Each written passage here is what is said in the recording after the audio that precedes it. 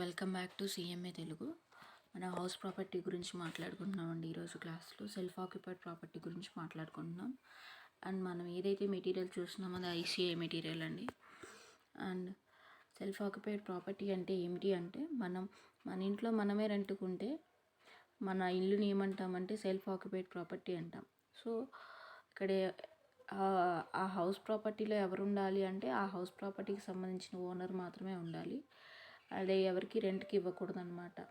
Even 1 day ఇవ్వకూడదు are 1 month ఇవ్వకూడదు. ఇయర్లో కంప్లీట్ ఇయర్ పూర్తిగా తన ఇంట్లో తానే ఉంటే ఎవరికి రెంట్ ఇవ్వకుండా ఆ ప్రాపర్టీని మనం సెల్ఫ్ ఆక్యుపైడ్ ప్రాపర్టీ అంటాం. 1 డే కదా, 1 మంతే కదా అని చెప్పి ఎవరికైనా రెంట్కి ఇచ్చినా ఆర్ ఎవరైనా ఉన్నా సరే ఓనర్ కాకుండా, అప్పుడు ఏమవుతుందంటే part of the year self occupied and part of the year let out property అవుతుంది అనమాట. సో అది కంప్లీట్ వేరే టాపిక్ వెళ్ళిపోతుంది.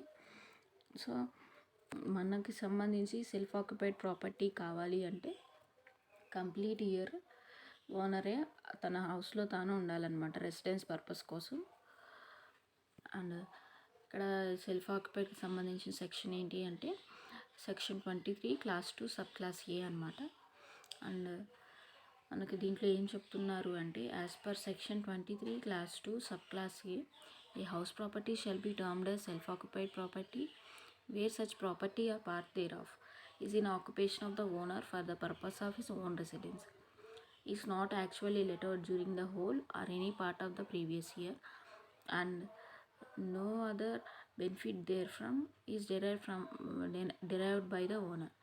సో హౌస్ ప్రాపర్టీ మన రెంట్కి ఇస్తేనే మనకి ఏదైనా ఇన్కమ్ వస్తుంది, అంతేకాని మన ఇంట్లో మనమే ఉంటే దాని నుంచి ఏ ఇన్కమ్ రాదు, ఏ బెనిఫిట్ రాదనమాట. సో అదే చెప్తున్నారు ఈ థర్డ్ పాయింట్లో. No other benefit there from is derived by the owner. So ఆ హౌస్ ప్రాపర్టీ నుంచి మనకి ఏ బెనిఫిట్ రాకూడదు. అండ్ ఆ ప్రీవియస్ ఇయర్లో ఏ మంత్లో కానీ, ఆ ప్రీవియస్ ఇయర్లో ఎప్పుడు కానీ ఆ హౌస్ ప్రాపర్టీని లెట్ అవుట్ చేసి ఉండకూడదు.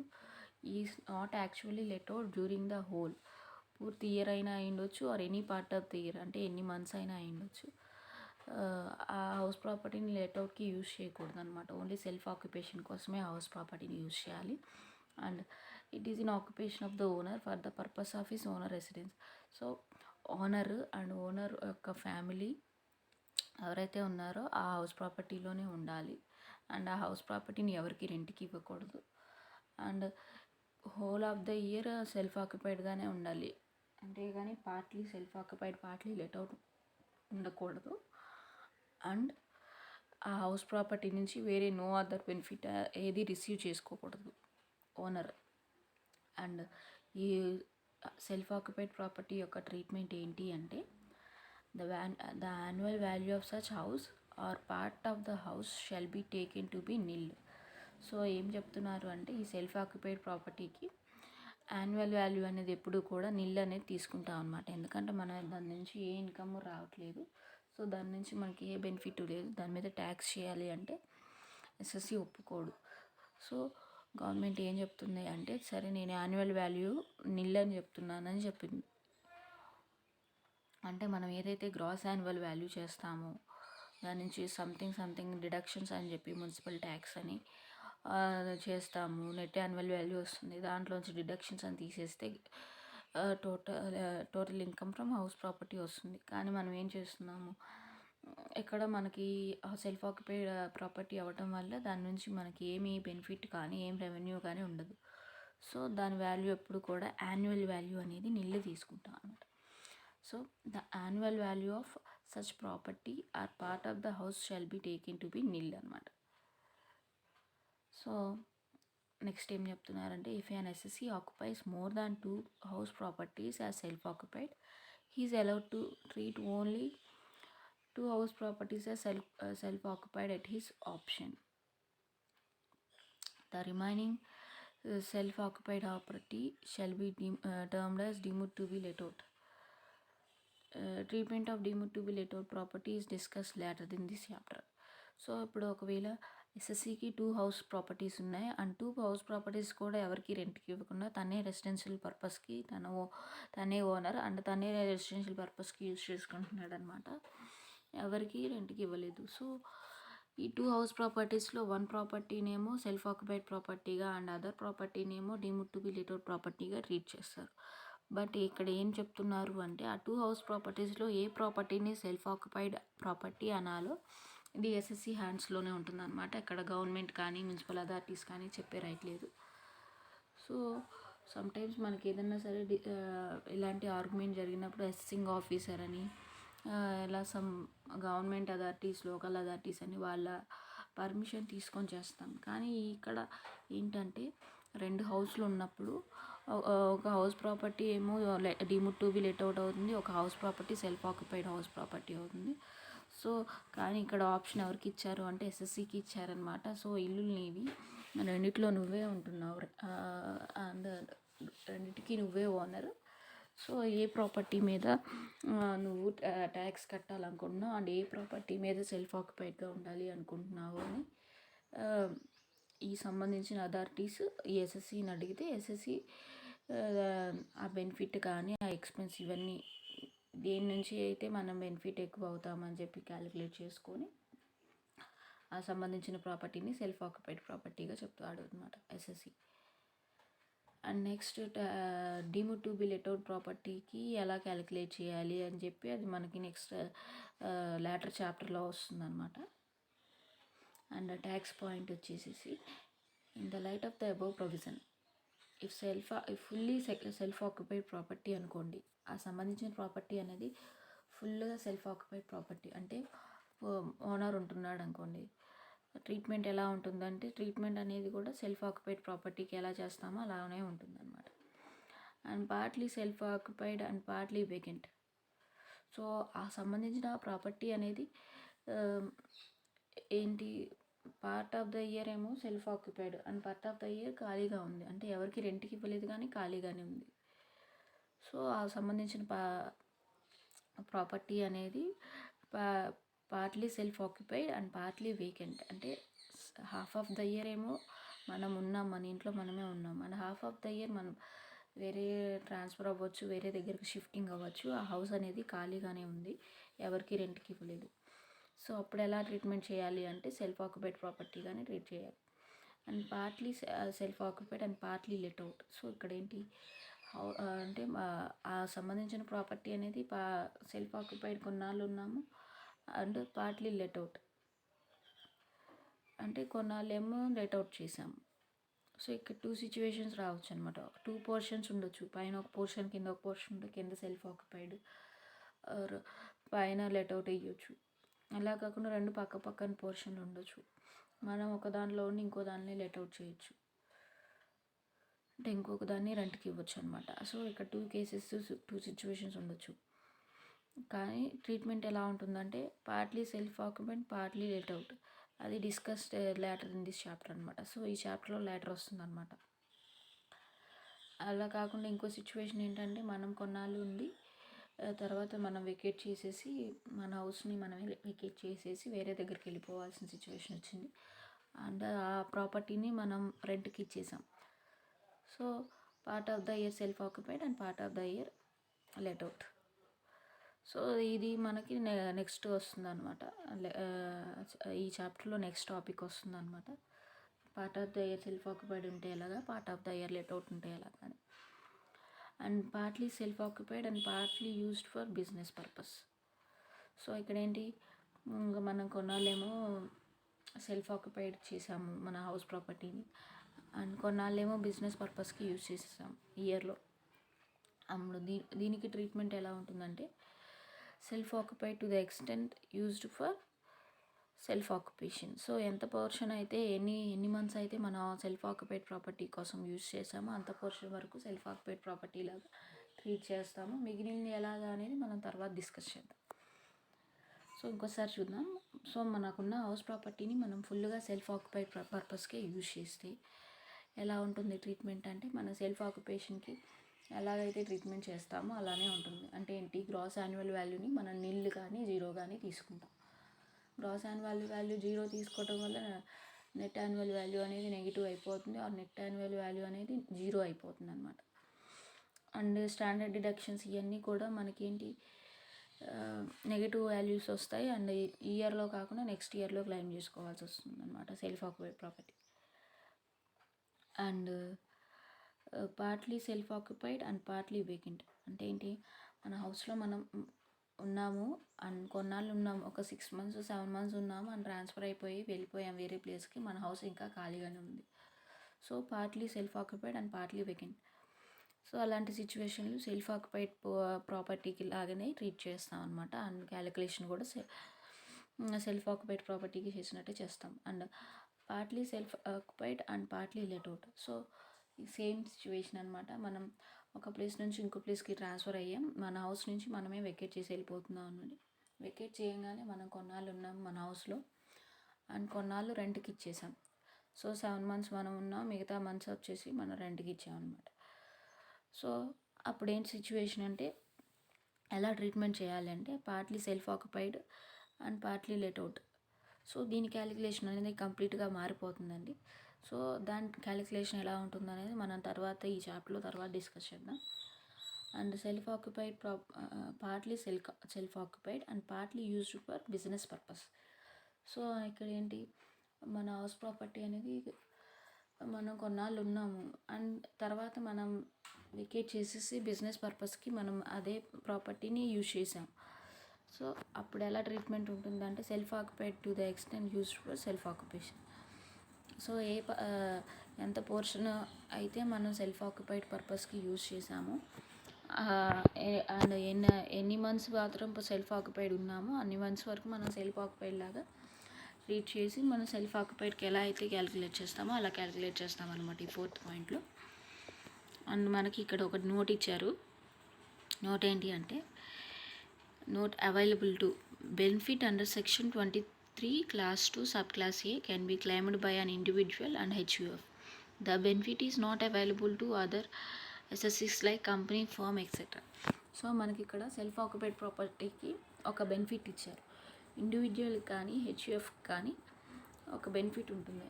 అంటే ఏంటి, డిడక్షన్ లాగా అవ్వచ్చు, ఏదైనా అవ్వచ్చు. ఆ బెనిఫిట్ ఏంటని మనం తర్వాత చూద్దాం. సో ఇక్కడ available to benefit under section 23 class 2 subclass Aలో అంటే మనకు సెక్షన్ 23లో మనకు ఒక ఉన్న బెనిఫిట్ని ఓన్లీ ఇండివిజువల్కి అండ్ హెచ్యుఎఫ్కి మాత్రమే ఇచ్చారు అండ్ వాళ్ళే క్లెయిమ్ చేసుకోగలరు ఆ బెనిఫిట్. అంతేకాని ఏ కంపెనీ కూడా, ఏ firm, local authority, AOP, BOI ఇలాంటివి ఏవి కూడా క్లెయిమ్ చేసుకోలేవు. అంటే ఈ బెనిఫిట్ని ఏ అదర్ ఎస్ఎస్సి క్లెయిమ్ చేసుకోలేదు. And when owner want to change his option. So అంటే ఏంటి, ఓనర్ తనకున్న ఆప్షన్ని తను చేంజ్ చేసుకుంటే it is not necessary that once house property is treated as self occupied it shall be continuously treated as self occupied. Such option may be changed every year without any permission. So ఇక్కడ ఏం చెప్పారు, ఒకసారి ఒక house property self occupied ప్రాపర్టీగా declare అయిందనుకోండి, ఇంకా అది continue అవుతుందన్నమాట. మనం చేంజ్ చేసిన దాకా కూడా కంటిన్యూ అవుతుంది. రెంట్కి ఇచ్చాము అయినా కానీ మనం చేంజ్ చేసుకోలేదు, అది ఇంకా సెల్ఫ్ ఆక్యుపైడ్ ప్రాపర్టీగానే కంటిన్యూ అవుతుంటుంది. సో అది ఓనర్ ఆప్షన్ అనమాట. ఓనర్ చేంజ్ చేసుకోవాలనుకుంటే ఆ హౌస్ ప్రాపర్టీ ఖాళీగా ఉందనో, లేకపోతే ఆ హౌస్ ప్రాపర్టీ రెంట్కి ఇచ్చేసామనో లెట్ అవుట్ ప్రాపర్టీ లాగైనా ట్రీట్ చేయొచ్చు. ఆర్ సెల్ఫ్ ఆక్యుపైడ్ ప్రాపర్టీగానే ఉండాలి అనుకుంటే సెల్ఫ్ ఆక్యుపైడ్ ప్రాపర్టీలానే ఉండొచ్చు. ఎప్పుడు కూడా ఓనర్కి చేంజ్ చేసే ఆప్షన్ ఉంటుంది. సో ఈ ఇయర్లో అయినా చేయొచ్చు, ఆర్ తర్వాత వచ్చే ఇయర్స్లో అయినా సరే ఆ సంబంధించిన ఆప్షన్ అనేది మనం చేంజ్ చేసుకోవచ్చు అనమాట. సో అదైతే మనం చెప్పిన అవసరం లేదు. సెల్ఫ్ ఆక్యుపైడ్ ప్రాపర్టీ ఒక్కసారి సెల్ఫ్ ఆక్యుపైడ్ ప్రాపర్టీ ఏంటంటే తర్వాత అవుతూనే ఉంటుంది.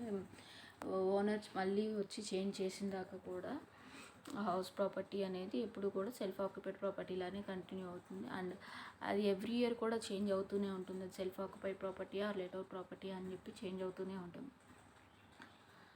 అండ్ ఇంకో పాయింట్ వచ్చేసి when owner occupies a house in some other capacity. So ఇక్కడ ఏంటి, వేరే హౌస్ ఓన్ హౌస్ కాకుండా వేరే హౌస్లోకి వెళ్ళి అక్కడ ఉంటున్నారు అనమాట. So when owner occupies a house in some other capacity, when the SSC occupies his house but not in the capacity of owner, then benefit under this section cannot be claimed. So ఇక్కడేంటి benefit తీసుకోవాలి under section 23లో ఇచ్చేది అనుకున్నాడు, కానీ ఏం చేస్తున్నాడు ఆ person owner కాదు అక్కడ, కానీ సెల్ఫ్ ఆక్యుపైడ్ ప్రాపర్టీకి సంబంధించిన బెనిఫిట్ తీసుకోవాలి అనుకుంటున్నాడు. When the SSC occupies his house but not in the capacity of owner. So ఇక్కడ ఏంటి ఎస్ఎస్సి ఉంటున్నాడు కానీ ఓనర్ లాగా ఉండట్లేదు, తన ఇంట్లోనే ఉంటున్నాడు. సపోజ్ ఏంటి తన చిల్డ్రన్కి తన ప్రాపర్టీని రాసిచ్చేశారు అండ్ అదే ఇంట్లో ఉంటున్నాడు. సో నా ఇంట్లో నేనే ఉంటున్నాను సెల్ఫ్ ఆక్యుపైడ్ అంటానంటే కుదరదు. సో ఎందుకంటే ఓనర్ అయి ఉండొచ్చు కానీ లీగల్ ఓనర్ కాదనమాట. సో ఏంటి not in the capacity of owner. So ఏంటి అప్పుడు ఆ బెనిఫిట్ అనేది తనకి రాదనమాట. సెక్షన్ 23లో చెప్పిన బెనిఫిట్ అనేది తనకి రాదు, క్లెయిమ్ చేసుకోవడానికి వీల్లేదు. సో ఇక్కడ ఎగ్జాంపుల్ ఒకటి చెప్తున్నారు. Owner let out the house to his employer and get backs to the property as rent-free accommodation. In such case, though the owner himself occupies the property, but as an employee of the tenant and not as an owner, in such case property shall be treated as let out and not self-occupied. So ఇక్కడ ఏం చేశారు, owner నేనే self ఆక్యుపైడ్గా ఉంటున్నాను అన్నాడు and rent free accommodation కింద తను ఏం చేశాడు, తన ఎంప్లాయర్కి లెట్అవుట్కి ఇచ్చాడనమాట. అంటే ఏంటి తన నుంచి ఏ రెంట్ తీసుకోకుండా తన ఎంప్లాయర్కి ఇచ్చాడు. అండ్ ఈవెన్ దో ఈయన ఓనర్ అయినా సరే ఈయన ఎంప్లాయర్కి తన హౌస్ని ఇచ్చేసేసాడు అండ్ ఏం చెప్తున్నాడు, నేను సెల్ఫ్ ఆక్యుపైడ్ ప్రాపర్టీ నాకు అని చెప్తున్నాడు. సో ఇక్కడ ఏంటి నువ్వు ఓనర్ కాకపోయినా సరే నువ్వు ఉండట్లేదు, సో నీకు ఈ బెనిఫిట్ అనేది రాదు, నీకు ఈ బెనిఫిట్ క్లెయిమ్ చేసుకునే రైట్ లేదని చెప్తున్నారన్నమాట. And next, when more than one house property used in a combined form. So if an SSA has a house property which consists of 2 or more residential units and all such units are self-occupied used in a combination form, the annual value of the entire house shall be taken as nil, as there is only one property though it has more than one residential units. So ఇక్కడ ఏం చెప్పారు, ఇప్పుడు ఒక house ప్రాపర్టీకి చాలా portions ఉన్నాయి. 3 floor building అవ్వచ్చు, are ఒక్కొక్క ఫ్లోర్కి 2 పోర్షన్స్ 3 పోర్షన్స్ లెక్క రెంట్కి ఉంటున్నాడు, తనే ఉంటున్నాడు, ఎవరికి రెంట్కి ఇవ్వట్లేదు. కానీ కట్టడం అయితే రెసిడెన్షియల్ యూనిట్స్ అనేవి సపరేట్గా కట్టాడనమాట హౌస్ ప్రాపర్టీకి. సో అప్పుడు ఎలా ట్రీట్ చేయాలి అంటే ఆ హౌస్ ప్రాపర్టీని ఇన్ని పోర్షన్స్ లాగా కాకుండా మొత్తం సింగిల్ పోర్షన్ లాగా ట్రీట్ చేసి అన్ని పోర్షన్ యొక్క యాన్యువల్ వాల్యూ కానీ గ్రాస్ యాన్యువల్ వాల్యూ కానీ నిల్లుగా రాసుకోవచ్చు అనమాట. దానికి more than one residential unit ఉన్నా సరే మనం దాని యాన్యువల్ వాల్యూ అనేది entire house property shall be taken as nil అనమాట. అండ్ ఎలా కంప్యూట్ చేస్తారు అంటే computation of taxable income of self occupied property. So ఈ సెల్ఫ్ ఆక్యుపైడ్ ప్రాపర్టీని ఎలా క్యాలిక్యులేట్ చేస్తారు అంటే ఎలా కంప్యూట్ చేస్తారు అంటే net annual value of self occupied property shall be taken as nil. So ఇక్కడ గ్రాస్ యాన్యువల్ వాల్యూ కాకుండా డైరెక్ట్గా నెట్ యాన్యువల్ వాల్యూనే తీసుకున్నారనమాట. సో నెట్ యాన్యువల్ వాల్యూని ఎప్పుడు కూడా నిల్లుగానే స్టార్ట్ చేస్తారు. నిల్ అని రాసుకోవచ్చు ఆర్ 0 అని రాసుకోవచ్చు, ఏది రాసుకున్నా ప్రాబ్లం ఏం లేదు. సో ఎప్పుడు కూడా నెట్ యాన్యువల్ వాల్యూ అనేది సెల్ఫ్ ఆక్యుపైడ్ ప్రాపర్టీకి నిల్ అని స్టార్ట్ చేస్తాము. And as a consequence deduction under section 24 clause A standard deduction shall also be nil. So దీన్ని బట్టి మనం ఏం చెప్పొచ్చు అంటే మనకి 24 క్లాస్ ఏలో మనం ఏం చెప్తున్నాం, స్టాండర్డ్ డిడక్షన్ ఉంటుందని చెప్తున్నాం కదా. So 30% of net annual value అని మనం చెప్తుంటాం. సో నెట్ యాన్యువల్ వాల్యూ 0, మళ్ళీ 30% ఆఫ్ యాన్యువల్ వాల్యూ అని చెప్పి 0 × 30% వేసి కన్నా అసలు స్టాండర్డ్ డిడక్షన్ కూడా నిల్ అని వేస్తే సరిపోతుందని చెప్పేశారు. అంటే ఏంటి, మనం ఎప్పుడు కూడా స్టాండర్డ్ డిడక్షన్ అనేది 30% ఆఫ్ నెట్ యాన్యువల్ వాల్యూ అని వేస్తాం. సో ఇక్కడ ఏంటి నెట్ యాన్యువల్ వాల్యూ అసలు నిల్లు. సో నిల్ × 30% వేయటం కంటే డైరెక్ట్గా నిల్లు అని వేస్తే సరిపోతుందని చెప్పి నెట్ యాన్యువల్ వాల్యూ అది స్టాండర్డ్ డిడక్షన్ కూడా ఇప్పుడు 24 క్లాస్ ఏ ప్రకారం నిల్ అనే వేస్తున్నారనమాట. Next interest on loan under section 24 clause B shall be allowed subjected to ceiling. So ఇక్కడ ఓన్లీ మనకి ఇంట్రెస్ట్ ఆన్ బారోడ్ క్యాపిటల్ మాత్రమే వేస్తారనమాట. సో అది ఎందుకు వేస్తారు అంటే ఈ ఇయర్లో కాకపోయినా నెక్స్ట్ ఇయర్లో అయినా మనం డిడక్షన్ క్లెయిమ్ చేసుకోవచ్చు. Section 24 clause B interest on borrowed capital మనం లాస్ట్ క్లాస్లో చెప్పుకున్నాం కదా. ప్రీ కన్స్ట్రక్షన్ పీరియడ్ లోన్ సంబంధించిన ఇంట్రెస్ట్ అయితే 5 ఈక్వల్ యాన్యువల్ ఇన్స్టాల్మెంట్స్ లాగా మనం డిడక్షన్ క్లెయిమ్ చేయొచ్చు. కరెంట్ ఇయర్ ఇంట్రెస్ట్ అంటే ఏ ఇయర్లో అయితే మన హౌస్ ప్రాపర్టీ కంప్లీట్ అయిపోయిందో ఆ ఇయర్లో సంబంధించిన ఇంట్రెస్ట్ మనం రీపే చేస్తే డిడక్షన్ క్లెయిమ్ చేసుకోవచ్చు అని మనం లాస్ట్ క్లాస్లో చెప్పుకున్నాం కదా. ఒకవేళ ఈ ఇయర్లో నెట్ యాన్యువల్ వాల్యూ నిల్ అవ్వటం వల్ల మనం డిడక్షన్ ఏమీ క్లెయిమ్ చేసుకోలేకపోయాం. సో నెక్స్ట్ ఇయర్లోనే మనం క్లెయిమ్ చేసుకోవచ్చు. సో ఇక్కడ మెన్షన్ చేసామంటే మనకి ఉండిద్ది అని చెప్పి ఇది ఒక్కటి మెన్షన్ చేసుకోవడానికి ఇచ్చారు. అది నెగిటివ్ వాల్యూ అవుతుంది అయినా కానీ ఇక్కడ మనం మెన్షన్ చేయాలన్నమాట. ఎందుకంటే ఇంత డిడక్షన్ మనం నెక్స్ట్ ఇయర్ క్యారీ ఫార్వర్డ్ చేసుకోవచ్చు, నెక్స్ట్ ఇయర్ డిడక్షన్ తీసుకోవచ్చు అని. సో కంప్యూటేషన్ అనమాట. నెట్ యాన్యువల్ వాల్యూలోంచి interest on borrowed capital under section 24 clause B అంటే ఏంది, మనకు స్టాండర్డ్ డిడక్షన్స్ ఇవన్నీ ఏం లేవు కదా, నిల్లు కదా. సో మనం డైరెక్ట్గా ఇది ఒక్క డిడక్షన్ అనమాట. సో ఇది deduction under section 24 clause B అనమాట. సో నెట్ యాన్యువల్ వాల్యూలోంచి ఇంట్రెస్ట్ ఆన్ బారోడ్ క్యాపిటల్ తీసేస్తే ఎంత వాల్యూ వస్తుంది, అది నెగిటివ్ వాల్యూ వస్తుంది అన్నమాట. అండ్ స్టాండర్డ్ డిడక్షన్ ఎలాగో నిల్ అవుతుంది కాబట్టి అది ఆ డిడక్షన్ తీసుకోవడానికి వీల్లేదు. So standard deduction under section 24 clause A is not available. And ఇంకా డీటెయిల్గా మనకి కింద చెప్తున్నారనమాట. సెల్ఫ్ ఆక్యుపైడ్ ప్రాపర్టీకి సంబంధించి నెట్ యాన్యువల్ వాల్యూ ఏంటి అంటే net annual value of 2 self occupied properties. So ఒకవేళ 2 ప్రాపర్టీస్ కనుక సెల్ఫ్ ఆక్యుపైడ్ ఉంటే అప్పుడు నెట్ యాన్యువల్ వాల్యూ ఏంటి అంటే at the choice of SSC is taken as nil. So మనం ఇందాక చెప్పుకున్నాం అన్నమాట. ఎస్ఎస్సి ఆప్షనే ఏ హౌస్ ప్రాపర్టీకి సెల్ఫ్ ఆక్యుపైడ్ ప్రాపర్టీ ఇవ్వాలి, ఏ హౌస్ ప్రాపర్టీకి లేట్అవుట్ ప్రాపర్టీ ఇవ్వాలని చెప్పేసి ఇదంతా ఎస్ఎస్సి ఆప్షన్ అనమాట. అండ్ ఎస్ఎస్సి ఏ హౌస్ ప్రాపర్టీకి అయితే సెల్ఫ్ ఆక్యుపైడ్ ప్రాపర్టీ ఆప్షన్ ఇచ్చాడో ఆ ప్రాపర్టీ యొక్క నెట్ యాన్యువల్ వాల్యూ అనేది మనం నిల్ అని తీసుకుంటాము. And he can choose those house properties as self occupied property which tax liability can be reduced.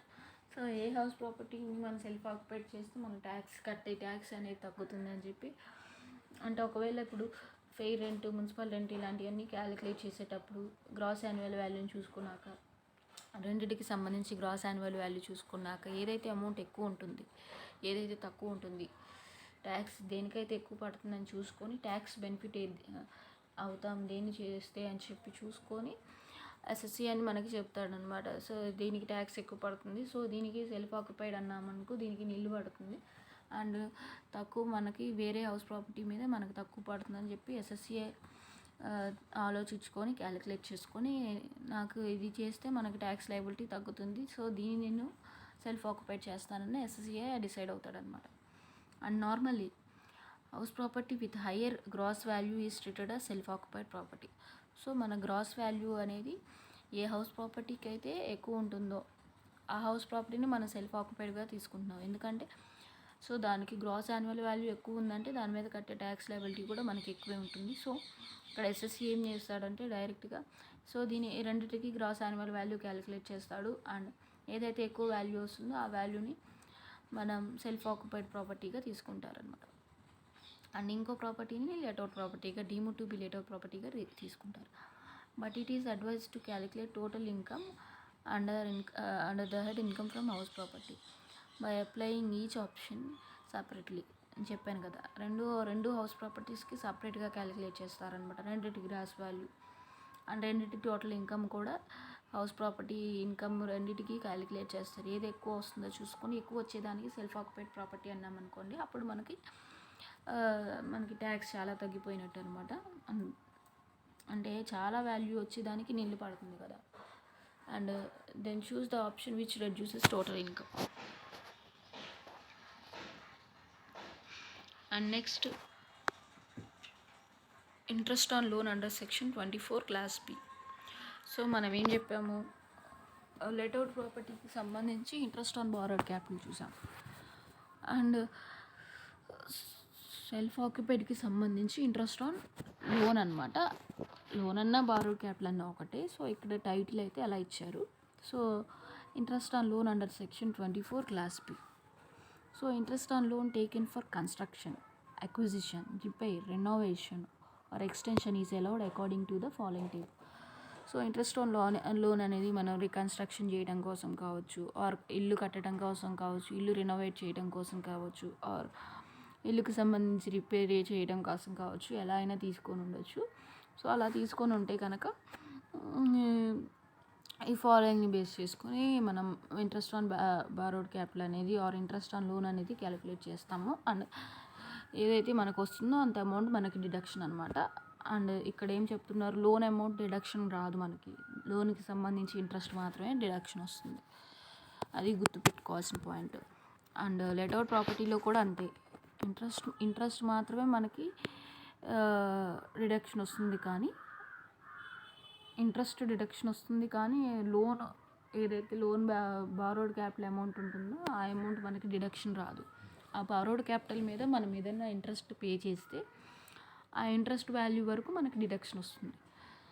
And where loan is taken on or after 1/4/1919 and the following conditions are satisfied. Loan is used for construction or acquisition of house property on or after 1/4/1999. Such construction or so మనం ఏం చెప్తున్నారంటే, మనకి letter ప్రాపర్టీలో చెప్పినట్టు same ఆ loan అనేది 1 April 1999 తర్వాత తీసుకోవాలి. And obviously ఇప్పుడు ప్రకారం చూసుకుంటే ఇప్పుడు అందరూ కూడా 2020లో 2021లో ఇలా తీసుకుంటున్నారు లోన్, ఆర్ మన నెక్స్ట్ వచ్చే ఇయర్లోనే తీసుకుంటున్నాం. ఇది ఎప్పుడు చాలా పాస్ట్ అనమాట. 1999 అంటే ఎప్పుడో. సో 1999 తర్వాత తీసుకొని ఉండాలి లోన్ అనేది. అండ్ ఆ లోన్ అనేది ఆ లోన్ అమౌంట్ అనేది కన్స్ట్రక్షన్ పర్పస్ కానీ హౌస్ కొనుక్కోవడానికి ఆర్ హౌస్ని కన్స్ట్రక్షన్ చేయడానికి మాత్రమే యూజ్ చేసి ఉండాలి. అది కూడా 1/4/1999 తర్వాత అయి ఉండాలి. అంటే ఏంటి, లోను కూడా లోన్ 1 ఏప్రిల్ 1999 తర్వాత తీసుకోవాలి. అండ్ తర్వాత తీసుకున్న తర్వాత అదే లోన్ అమౌంట్ని అదే 1/4/1999 తర్వాత ఇల్లు కట్టడం కానీ ఇల్లు కొనుక్కోవటం కానీ స్టార్ట్ చేయాలి ఆ లోన్ అమౌంట్ యూస్ చేసి. And such construction or acquisition is completed within 5 years from the end of the financial year in which the capital was borrowed. So ఏ ఇయర్లో అయితే నువ్వు లోన్ తీసుకున్నావో ఆ ఇయర్ నుంచి 5 years లోపు నువ్వు ఇల్లు కట్టడం కంప్లీట్ అయిపోవాలి. సో ఫస్ట్ ఏం చెప్పారు, ఈ ఇయర్ తర్వాత నువ్వు లోన్ తీసుకోవాలన్నారు. అండ్ ఈ పర్టికులర్ ఇయర్ తర్వాత నువ్వు ఇల్లు కట్టడం కానీ ఇల్లు కొనుక్కోవటం కానీ స్టార్ట్ చేయాలన్నారు. అండ్ ఇక్కడ థర్డ్ పాయింట్లో ఏం చెప్తున్నారు, సో నువ్వు కట్టడం స్టార్ట్ చేసావు అండ్ ఇయర్లో లోన్ తీసుకున్నావు. సో ఇప్పుడు నుంచి చూస్తే 5 సంవత్సరాల లోపు ఇల్లు కట్టడం నీకు కంప్లీట్ అయిపోవాలి అని చెప్తున్నారు. And next, the lender సర్టిఫైస్ that such interest is payable in respect of loan used for acquisition or construction of the house or as a refinance or the earlier loan outstanding taken for the acquisition or construction of the house. So ఇక్కడ ఏం చెప్తున్నారు, మనం ఎవరి దగ్గర నుంచి అయితే మనం loan తీసుకుంటున్నామో ఆ పర్సన్ని మన లెండర్ అంటాము. అండ్ ఆ లెండర్ మనకి సర్టిఫికేట్ ఇవ్వాలన్నమాట. తన దగ్గర తీసుకునే అమౌంట్ మన హౌస్ ప్రాపర్టీని కట్టడానికి ఆర్ రినోవేట్ చేయడానికి ఆర్ పర్చేస్ చేయడానికి మాత్రమే యూజ్ చేసామని చెప్పి మన సర్టిఫికేట్ ఇవ్వాలి. అండ్ తనకి ఏదైతే ఇంట్రెస్ట్ మనం పే చేస్తున్నామో అది మనం ఒకవేళ కట్టలేని సిచ్యువేషన్లో ఉంటే మళ్ళీ వేరే దగ్గర నుంచి లోన్ తీసుకొచ్చి ఆ ఇంట్రెస్ట్ మనం రీపే చేసాము. సో ఎలా చేసాము, ఎలా ఇంట్రెస్ట్ పే చేసాము, తన ఓన్ మనీయే ఇచ్చేసామా ఆర్ తనకి ఇవ్వలేని సిచ్యువేషన్లో ఉంటే మళ్ళీ లోన్ తీసుకొని ఆ లోన్ అమౌంట్ ఈ ఇంట్రెస్ట్ పే చేసామా, వేరే లోన్ తీసుకొని ఫ్రెష్ లోన్ తీసుకొని ఇంట్రెస్ట్ పే చేసామా, ఇవన్నీ కూడా ఎలా చేసామని చెప్పి ఒక సర్టిఫికేట్ మనకి లెండర్ ఇవ్వాలన్నమాట. ఎందుకంటే ఈ డిడక్షన్ క్లెయిమ్ చేసుకోవడానికి. సో ఈ కండిషన్స్ అన్నీ కూడా సాటిస్ఫై చేస్తాయి. అంటే 1/4/1999 తర్వాత లోన్ తీసుకోవాలి అండ్ 1/4/1999 తర్వాత ఇల్లు కట్టడం స్టార్ట్ చేయాలి అండ్ 5 years లోపు ఇల్లు కట్టడం కంప్లీట్ అయిపోవాలి. అండ్ లెండర్ దగ్గర నుంచి మనం కంప్లీట్గా ట్రూ అండ్ ఫెయిర్ సర్టిఫికేట్ తీసుకోవాలి. తీసుకుంటే కనుక ఈ బెనిఫిట్ ఎవరికి, ఇండివిజువల్కి, హెచ్యుఎఫ్కి మాత్రమే వస్తుంది ఈ కండిషన్ సాటిస్ఫై చేస్తే. సో ఇక్కడ maximum interest allowed in aggregate, ఇక్కడ ఇంట్రెస్ట్ ఎలా క్యాలిక్యులేట్ చేయాలి అని ఏం లేదు. సో మన లాస్ట్ ఇయర్ క్లాస్లో pre construction loan, post construction loan or current year loan ఇలా డిస్కస్ చేసాం కదా. కానీ ఈ సెల్ఫ్ ఆక్యుపైడ్ ప్రాపర్టీకి ఇవన్నీ క్యాలిక్యులేట్ చేసే అవసరం లేదు. డైరెక్ట్గా 2 lakhs maximum interest allowed in the aggregate in any other case. అంటే ఈ కండిషన్స్ ఏమీ సాటిస్ఫై చెయ్యలేదు, ఈ కండిషన్స్ అన్నీ సాటిస్ఫై చేసావు కానీ నువ్వు 5 years పట్టలేదు, నీకు 7 years 6 years పట్టింది. సో అప్పుడు నువ్వు డిడక్షన్ అనేది 30,000 వరకే తీసుకోగలవు. ఈ కండిషన్స్ అన్నీ సాటిస్ఫై చేస్తే 2 lakhs తీసుకోగలవు. సాటిస్ఫై చేయలేదు కాబట్టి 30,000 తీసుకుంటావు. Tax point in any other case deduction in respect of interest on loan on self occupied properties cannot exceed 2 lakhs in a year. అక్కడ ఏం చెప్తున్నారు, ఇన్ ఎనీ కేస్ ఇంకే కేసులో అయినా సరే deduction in respect of interest on loan on self occupied property cannot exceed 2 lakhs in a year. So ఒక person self occupied property అన్నాడు and interest on loan ఎంత అయిందని చెప్పి నాకు 4 lakhs 5 lakhs ఇలా చూపిస్తున్నాడు అనమాట. లెట్అవుట్ ప్రాపర్టీకి చూపించినట్టు దీనికి కూడా చూపిస్తున్నాడు.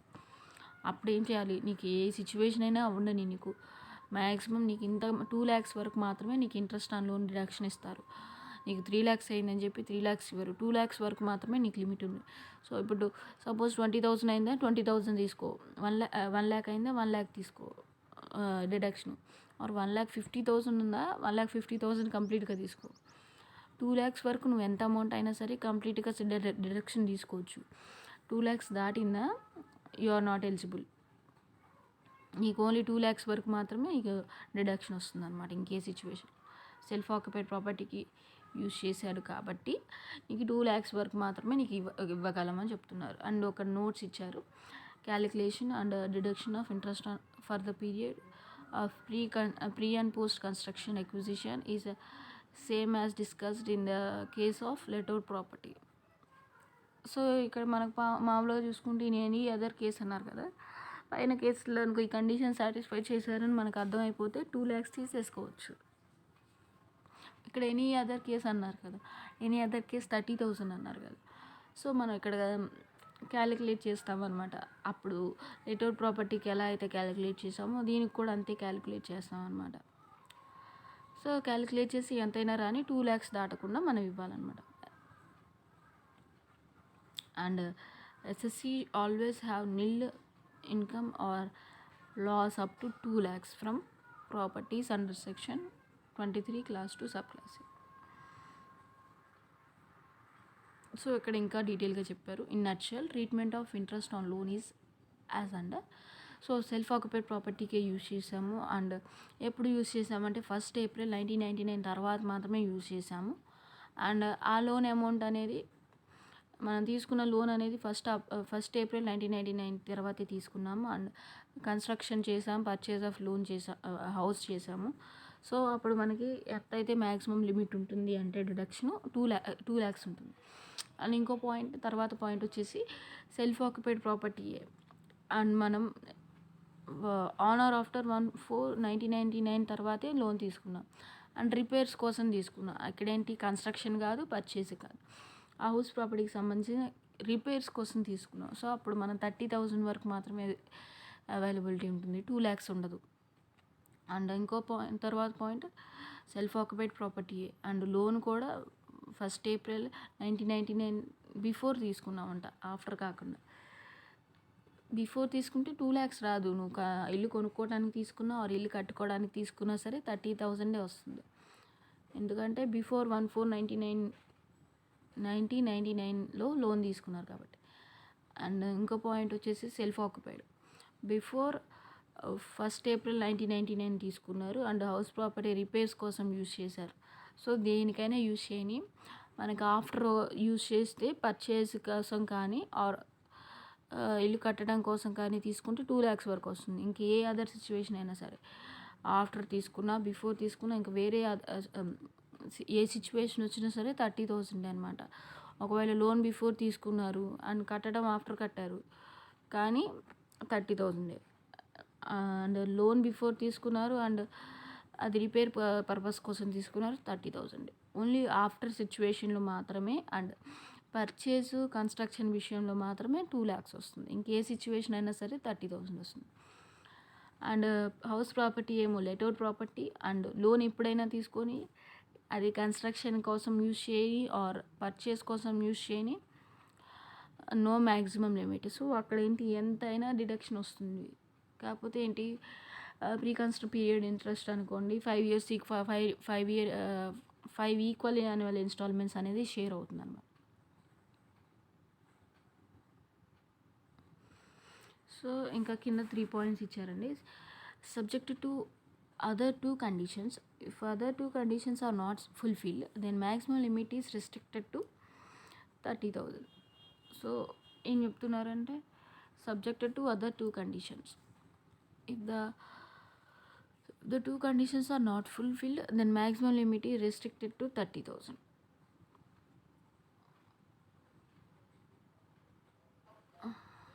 Next, including interest for pre-construction period, aggregate limit for all house properties treated as self-occupied property. So ఈ అగ్రిగేట్ మొత్తం అది దేనికైనా యూజ్ చేయని, వీటన్నింటినీ కూడా కన్స్ట్రక్షన్కి యూజ్ చేయని, రిపేర్కి యూజ్ చేయని, పర్చేస్కి యూజ్ చేయని, ఇవన్నీ సెల్ఫ్ ఆక్యుపైడ్ ప్రాపర్టీ. వాటి డిడక్షన్ ఎంతైనా ఉండొచ్చు ఆర్ వాటి యొక్క మ్యాక్సిమం లిమిట్ ఎంతైనా ఉండొచ్చు. కానీ మనం వీటన్నిటిని హౌస్ ప్రాపర్టీస్ లానే ట్రీట్ చేస్తాము, సెల్ఫ్ ఆక్యుపైడ్ హౌస్ ప్రాపర్టీగానే ట్రీట్ చేస్తాం. అండ్ వీటిలో ఏ సిచ్యువేషన్ వచ్చినా సరే మనం గ్రాస్ యాన్యువల్ వాల్యూ నిల్లు తీసుకోవాలి. అండ్ మనం ఇక్కడ గ్రాస్ యాన్యువల్ వాల్యూ నిల్ అయినా సరే మనం డైరెక్ట్గా ప్రాబ్లమాటిక్ చేసేటప్పుడు నెట్ యాన్యువల్ వాల్యూ నిల్ అని చెప్పి మనం స్టార్ట్ చేస్తాం అనమాట. సో దీంతో మనకు హౌస్ ప్రాపర్టీకి సంబంధించి సెల్ఫ్ ఆక్యుపైడ్ ప్రాపర్టీ కంప్లీట్ అయిపోయింది. తర్వాత నుంచి ఇలస్ట్రేషన్స్ ఉన్నాయి. And thanks for watching. Please like, share, subscribe to my channel CMA Telugu.